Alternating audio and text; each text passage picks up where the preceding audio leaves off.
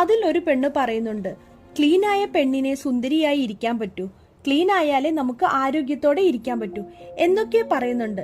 But ആ scene വന്നതും film കട്ടായി പോകുന്നു. അത് കാണുമ്പോൾ ക്ലീറ്റ എന്നൊരു പെണ്ണ് ചോദിക്കും, എന്തു പറ്റിയ വീഡിയോയ്ക്ക്, എന്താണ് ഇങ്ങനെയാവുന്നത്? അപ്പോൾ തൊട്ടടുത്ത പെണ്ണ് പറയും, ഇതുപോലുള്ള കാര്യങ്ങൾ നമ്മൾ ഇവിടെ സംസാരിക്കരുതെന്ന് പറഞ്ഞിട്ടില്ലേ എന്ന്. അപ്പോൾ മറ്റുള്ള കുട്ടികൾ തലകുനിച്ചു നിൽക്കും.